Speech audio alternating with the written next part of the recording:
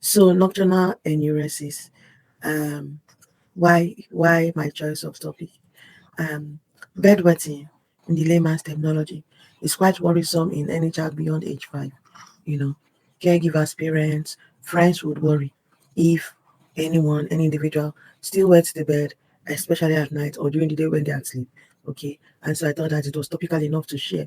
Even though my background is pediatrics, but I thought that even for the adult physicians, this would be a good reminder of the simple tips we can do, what we can do pending when we have seen that the non-pharmacological methods have not worked, and then we'd start to apply other interventions.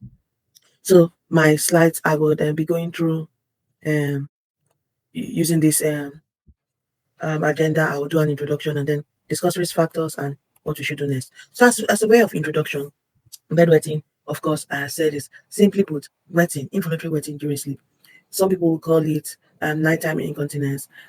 Its medical terminology would be nocturnal enuresis, and it causes psychological distress in families. It affects people's state of mind, their well-being. Children are unable to go for sleepovers or even go to the boarding house because they still wet the bed. Okay, so could be primary or secondary, right? And we would say that we start to intervene beyond age 5 years because around 15% of 7-year-olds will regularly wet their bed. So down to the scientific definition. When do we say there is nocturnal enuresis? DSM classifies or identifies nocturnal enuresis as involuntary wetting during sleep at least twice a week in any child who is older than 5 who does not have congenital or acquired defects of their central nervous system. Okay, so if these children meet this criteria, we say they have um, nocturnal enuresis. So we classify it as primary or secondary. We say primary um, if bedwetting has always been present, if the child has never been dry at night. But we say that enuresis is secondary if the child has had at least 6 months of being dry and then starts to wet the bed again. We'll say that that is secondary enuresis. Now, primary enuresis is further divided based on whether there are what you call daytime symptoms or no daytime symptoms. In the first place, what are these daytime symptoms? Daytime symptoms would be like frequency, multiple visits to polyuria, large volumes, urgency, in a hurry to empty their bladder, if they have straining or they have poor urination. So those are daytime symptoms. Now, if these daytime symptoms coexist with in a child who has nocturnal enuresis, we would say that that child has non-monosymptomatic bedwetting. So the child has primary bedwetting with daytime symptoms. But if it's only bedwetting, only nocturnal enuresis, then we say it is monosymptomatic. So basically, how you intervene determines what I mean based on the classification, it determines the interventions that will be made. Okay, and then when it comes to secondary bedwetting, it means the child has been dry for at least 6 months or more, and then the child starts to wet the bed. Of course, secondary causes would include urinary tract infection, diabetes insipidus, diabetes mellitus, and sometimes psychological problems will be part of it, and then neurological problems. Now, regarding the basic common causes or risk factors for primary bedwetting, they are mostly related to neurological problems or an overactive bladder or even congenital malformations. Okay. So basically, before we go into the nitty-gritty, I just wanted to remind us of the maturation reflex. Some physiology about the maturation reflex. So when urine drops into the bladder, right, what happens is that the volume of urine would cause the bladder wall to expand. And this expansion of the wall, it causes an activation of the stretch receptors in the bladder wall, right? That will send messages or impulses to the spinal cord, and it will have a three-pronged effect.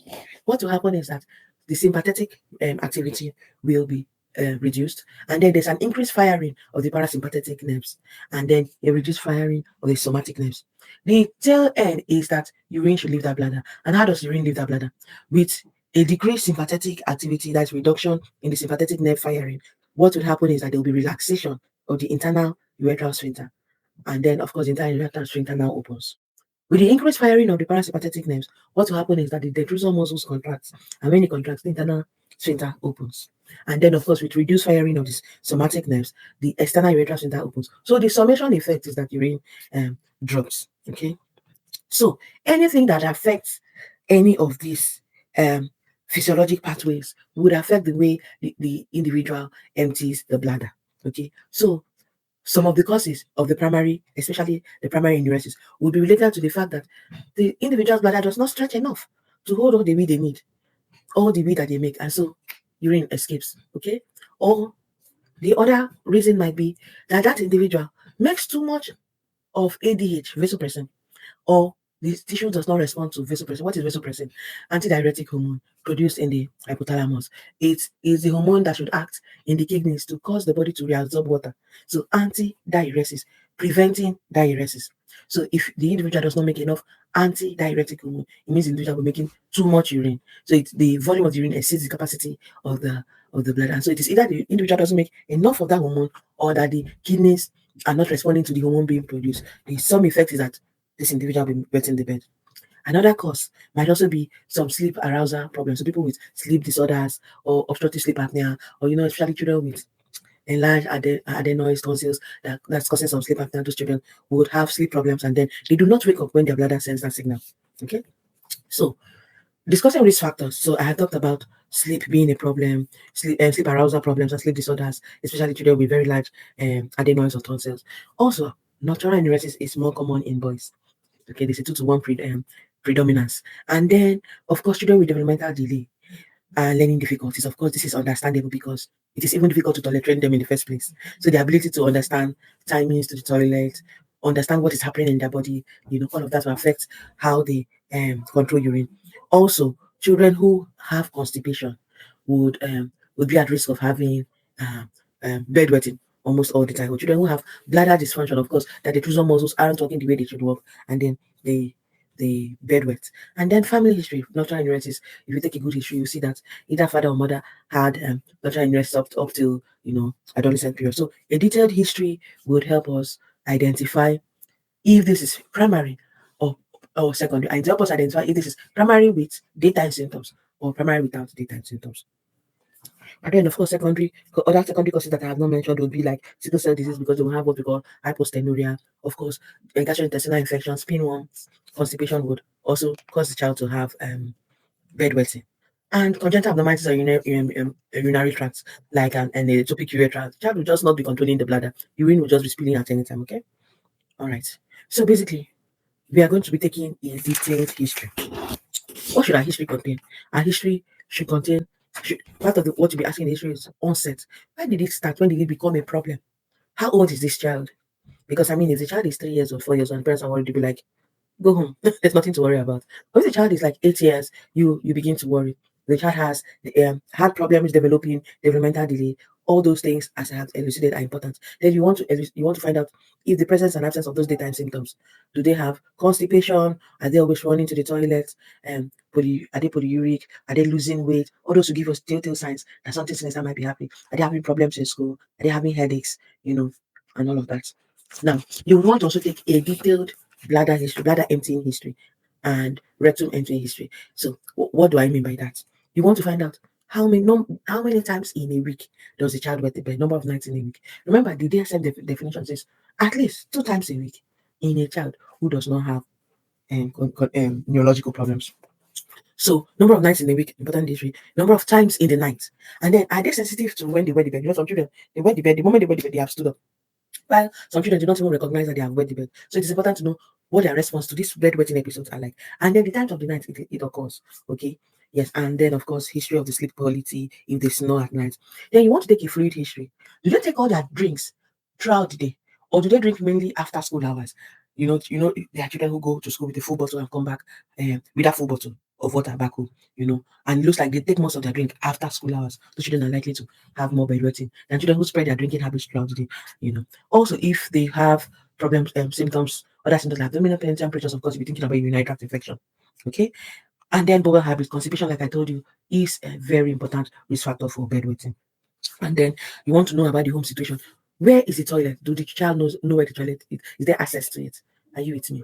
I know a few children who, if they're outside, they can wet themselves because they do not know where the toilet is and are unable to communicate where the toilet is. And also having access to the toilet will also affect having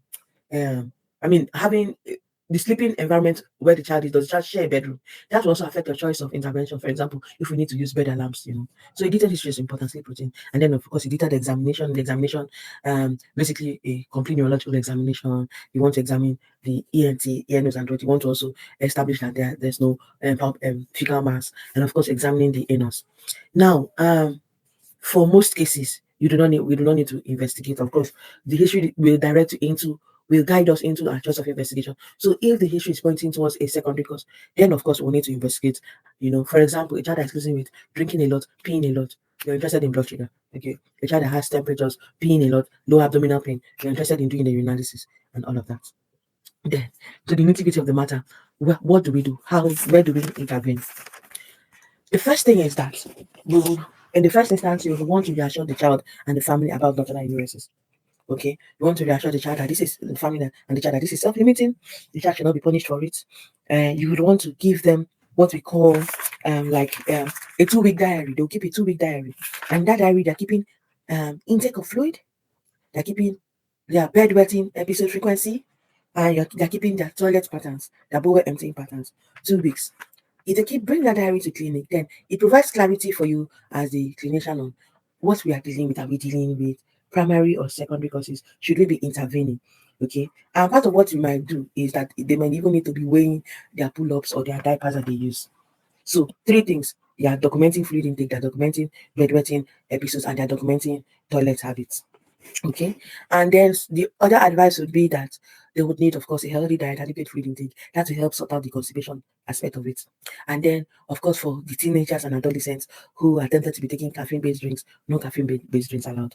Then regarding these toilet patterns, one of the very important things is toilet sitting. How the child sits on the toilet bowl is quite important. We need the feet on the floor, appropriate size toilet seats, but the both feet should be on the floor and at the same level. And if there's a problem, a little stool can be used. Okay, to keep both feet. That way, they're able to maintain the appropriate pressure the pelvis should need. Okay, so appropriate sitting habits, and then multiple scheduled regular visits to the toilet. That way, we are bladder training them, we are priming them to empty their bladder at certain times. That usually would help regular emptying, bladder emptying, and then of course, waterproofing the bed will help, and then access to that toilet. So if the toilet is located upstairs and their bedroom is downstairs, then something might need to change. Okay, and then of course, lifting and waking. This one would affect a short-term intervention, but would affect parental sleep and even the sleep of the child. But what I know really helps is encouraging the child, not punishing for accidental discharges, for bad days, and rewarding good days, rewarding the good dry days. Okay, motivational therapy and regular toilet emptying. Sometimes they could do what is called double voiding. Double voiding is they go empty their bladder. When they go back, you call them back to empty again. That way, they completely empty the bladder. Okay, double voiding usually will help too. Now, when these methods do not work, or the child is in the teenage years and needs to go for a sleepover or go for a vacation or camping or something, and then this is where we know that we need to do something very quickly and we need to use something else. In that instance, we need to use a medication we call desmopressin, and we come to that. So, just before we use desmopressin, the bladder alarms usually would work. I don't know if any of us have experience with using bladder alarms. They are safe and they are effective. Okay, they help wake the child up. What happens is that when a drop of urine drops on the bed, right, on the pants or something, the sensor there senses it and the alarm rings. So sometimes the unit, either oxybutynin is an anticholinergic that works by relaxing the muscles of the bladder, and then imipramine is an antidepressant. Of course, it also works by relaxing the bladder muscle and especially the muscles at the bladder neck. Okay, so it increases the ability to hold urine. Okay, so it increases the ability to hold urine. So oxybutynin, which is anticholinergic, and imipramine, they work together by helping the bladder to hold back urine. Why desmopressin reduces urine production. I hope we get the difference. So basically, anticholinergic, like I said, really helps. It's quite effective and proven to provide correction in a good number of children. Okay. So this pathway, this nocturnal enuresis pathway, I saw in one of the NHS websites. I thought it was simple enough to follow, and I just added it there. So it's called the NICE approach. So when we will just walk down the pathway, if there's no progress within 6 weeks of implementing all the other features, the advices, and all of that, or you think that the parents are having a difficult time coping with the child, expressing anger, then at that point, we would use the bed alarm. But if the bed alarm fails, and how do we know the bed alarm has failed? If we have used it consistently for at least 3 months. Bed alarm fails, then we are going to decimal pressing. Okay. And of course, at that point, you'll be considering referring the child to the enuresis clinic for secondary care. So I think this is my last slide. This slide just shows what the various causes and what the non-pharmacological intervention will be and what the pharmacological intervention will be. So basically, if a child has detrusor instability, a problem with the bladder muscle or the bladder generally, of course, you see that in children with maybe spinal bifida or problems who have had lower limb neurological problems. In those children, you want to avoid constipation, avoid caffeinated drinks, and then to manage the constipation itself, you'll be using lactulose, Movicon, and all of that. In these children, also oxybutynin will come in handy.